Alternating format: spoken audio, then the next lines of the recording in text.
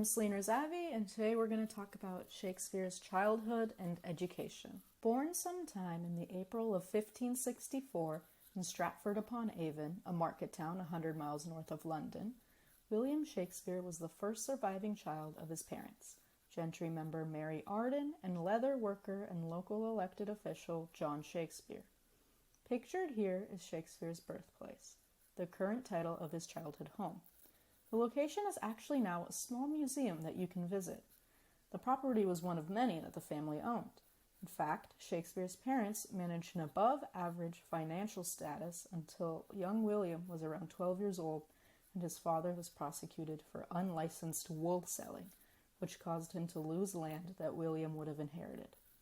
John Shakespeare's later financial problems like this one may explain why William Shakespeare did not pursue a costly university education like upper-class boys of his time. Before then, however, 7-year-old Shakespeare began his free boys-only grammar school education at the King Edward VI School at Stratford, pictured here, which you can also still visit less than a mile from Shakespeare's birthplace. Although Shakespeare is believed to have strongly enjoyed hunting and appreciating his natural surroundings, most of his time as a child was spent in school or studying.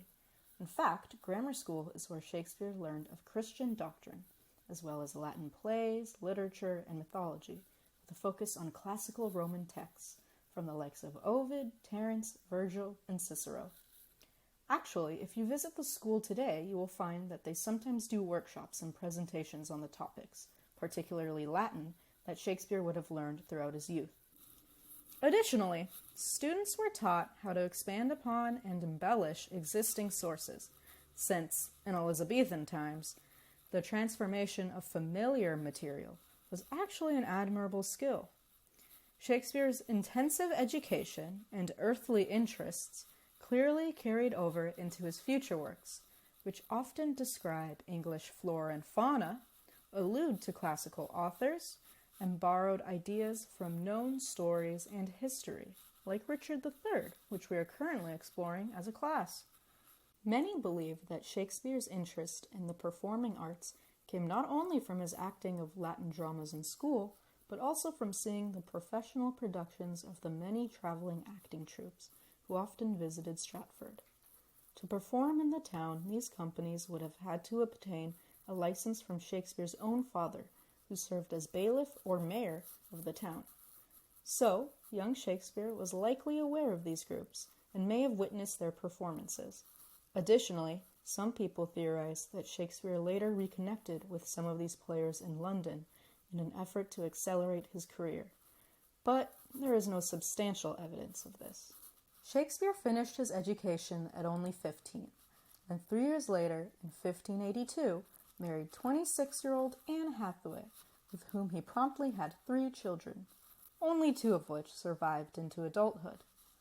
Unfortunately, nothing is known about Shakespeare's so-called lost years between 1585 and 1592, but a common and likely speculation is that these years are when Shakespeare first took up acting and left Stratford for the big city of London, where he would gain enough professional experience and exposure in different acting troupes to finally be recognized at the age of 28 as not only an actor, but also the exceptional poet and playwright whose work we still know today. So, if you ever wondered how Shakespeare came to be, now you know a little about his backstory.